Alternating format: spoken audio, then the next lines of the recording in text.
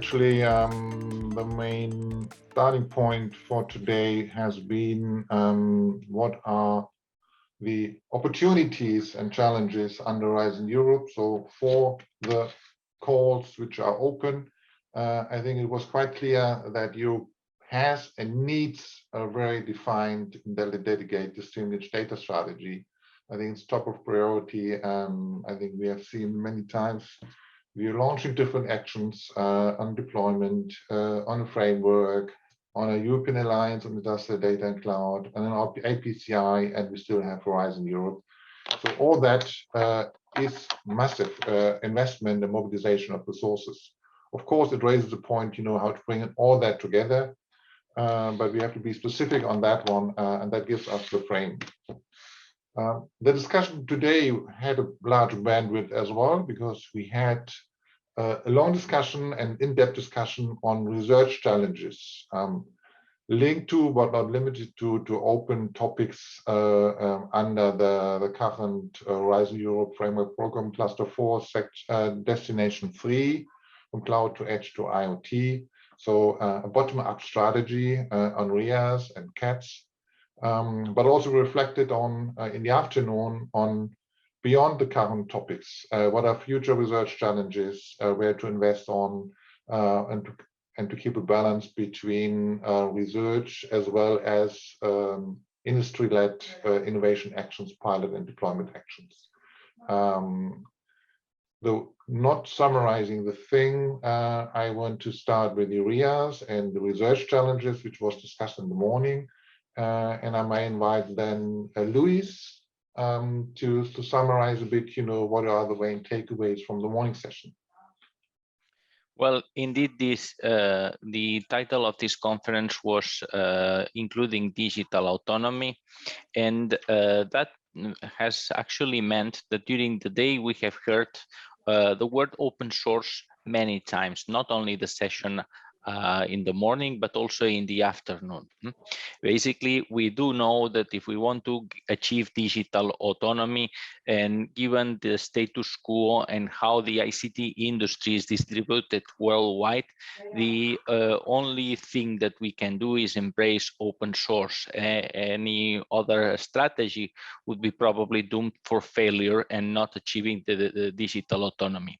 It is also true that digital autonomy does not mean that Europe is going to become isolated. We don't want to become isolated. What we want is actually to have our European values and to be able to act independently if this is needed. During the morning session and open source, it was clear that open source was a warranty for access, and it contributed to autonomy. Yeah? Although it was probably not enough open source in order to achieve digital autonomy. Open source needs to be implemented, needs to be used, and needs to be widespread. The words open source was not just linked to software during the morning session, but actually open source software and hardware were together. And the fact of relevant architecture such as RISC-V being mentioned in the morning say that the work now and during this decade will certainly go into deepening the understanding and the levels which are open at the ICT sector and in the open computing. We had the possibility to also hear from the industry, and contrary to 2 decades ago where there were strong fights, now the industry had it clear that open source needed a strategy and needed action. And not only that, even if there were some reluctant to what could happen, they understood that something had to be done because it was too powerful to deny their existence, and that it was necessary to have it into account. Also, the industry realized that open source could be used for many different topics and then many different issues. And the main industrial sectors in Europe, such as, for example, the automobile, is not, I wouldn't say immune, but at least it's not closing its eyes to the power that open source represents in the advent of the connected car and new opportunities that will happen. Also, we got input from the writer of the study on the economic impact of open source hardware and software, which was released in September this year, which briefed us on the actual econometric data, which show not only a strong relationship between open source commits and the economy, but also causality of an increase in the GDP because of an increase of GDP of the number of commits, and also presented recognition as a key factor that could have a multiplying effect in the use, implementation, and contribution to open source. Together, we also heard about the different developments of the Open Computing Architecture Laboratory and the needs to further open the layers below the kernel of the operating system, and how to make possible that new architectures go and are usable in the data centers, so that Europe has got alternatives to the dominant x86 architecture. And to here, I think I have more or less summarized what we have discussed, Rolf. Okay, thank you. A brief discussion from my side on the swarm computing session. I think essentially what I took away is that swarm computing is not far away, it's quite close in the application, below 6 years. It should be part of the data strategy because it allows a better management of data and scalability, self-X management of systems, of cluster of objects and systems. The attractiveness is the dynamic behavior, and there are existing tools for streaming, orchestration, containerization. There's a strong need for mainstreaming these sort of new concepts and this vision. There was a mention of the new Android at the edge to have an open framework at the edge, also supporting swarm computing. I think that is in a nutshell what we had over there. So quite attractive solution, not for tomorrow, but in the midterm, it should be further investigated, and there are quite a number of components around. So I moved to the afternoon. I said we built on existing open topics, but we also want to have your views on the future advice on future topics and future implementation. And there we have 3 pillars. I think, Luis, you mentioned open source, which was a recurring factor. First of all, there are opportunities and there's a need for new computing architectures. It was mentioned that many of the trends that we have at the moment have an exponential growth character, not only Moore's law, but also AI algorithms and their need for computing capacity, which requires new computing architectures, spike type computing and memory computing or whatever, and also new hardware. It was mentioned that hardware and software development has to go together, particularly for new sensor devices and systems, as software is an essential component. So this is one pillar, the open source way. And another pillar was the paradigm shift from cloud native to continuum native, for intelligence and automation. And here it was mentioned to look at end-to-end security. Elasticity, meaning that systems allowing to flexibly allocate resources, compute resources, and tasks in order to meet the demands of the application. And there's a need, particularly also mentioned, it was mentioned in the morning, for a right language, the right language and semantics to describe this elasticity, which is still an open question. And then the third and the pillar in red is mainstreaming these new existing trends. We heard about different frameworks, data frameworks from industrial data space, data frameworks from Gaia X, different application scenarios, and we need to find a clear balance between bottom-up and top-down research. There's a need to to basically look for scalability, trust, and sustainability, which has been demonstrated in real life scenarios. So pilots and innovation actions would be contributing to demonstrate interoperability and scaling essentially. Also, that was mentioned several times. We do not look for monolithic platforms. We cannot believe that one stakeholder will do that all. So we need a multi-stakeholder platform approach and open architectures. And very important, it will stress the need for an open ecosystem. So somehow to show that heterogeneous community, particularly smaller companies and SMEs, are able to take up the new frameworks and the new technologies. And that is a success factor for scaling, for the scalability, to have an ecosystem supporting these pilot actions.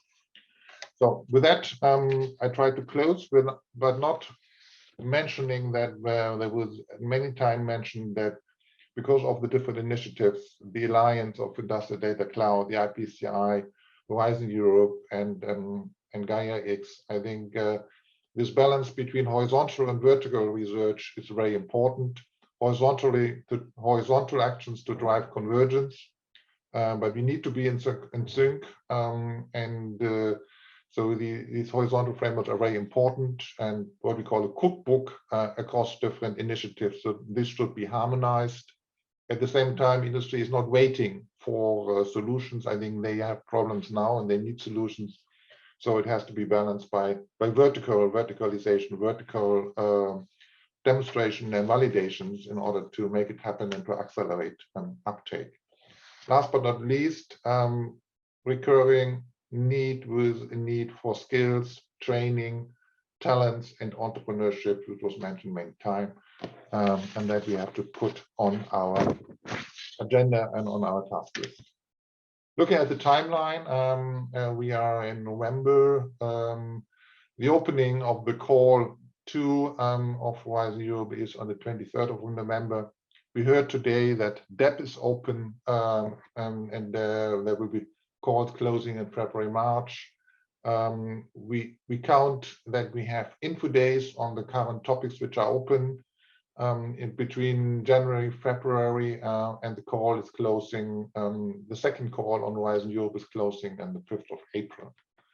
So the consultation with you and also discussion, I hope, will continue on different levels. And by the first half of 2022, we need to have the first work program ready, which will be then adopted in the second half of 2022. So this is the timeline. Rolf, I think Maria... Comments from the audience, or Micah? No, sorry, just to say that Maria has joined in the meantime. If you want to give her the floor as well. Oh, Maria, yes. And I don't know at what level you were now following us. Do you have comments which was not mentioned by Luis or which I did not articulate? Well, yes. Hello, everybody. I don't think that my session was addressed in your closing remarks. So as we had agreed at the end that we should really give some conclusions from each session. So for the cognitive cloud session, we discussed the challenges, okay, of what are the cognitive cloud research challenges. Some of them have already been addressed in the current call, work program 21-22. However, there are still many other challenges and elements that need to be really tackled in the future work programs. And these are that we need to have, intelligence in the decision-making of where to process the data, how much of the data should be processed. We need intelligence in the adaptability of the different requirements of the data and the computation, intelligence in distributed control, and intelligence in dynamic migration across the heterogeneous resources. In other words, we have to have intelligence in the whole management of the computing continuum. And all these aspects are very much aligned with the recommendations from the European Cloud Alliance Roundtable Roadmap that was presented. Exactly, this is what you have now on the screen. And another aspect that we need to also address is to apply swarm computing principles, in all these developments. Also, one more aspect that is very important is the international collaboration, the need to really develop, to co-develop technologies and standards with other, countries and continents.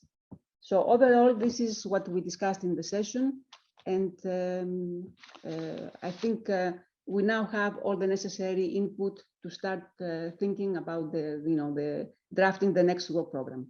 And I would like to thank everybody for joining the session and providing all this information.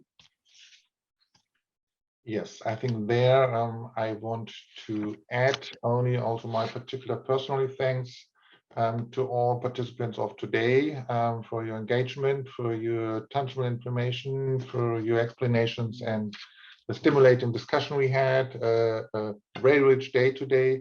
Particular thanks to the organizers, the team of Monique, Verena, and the others of Martel, setting up all this. And without them, this event was not possible and not so smoothly conducted in today. So thanks again to your colleagues over there.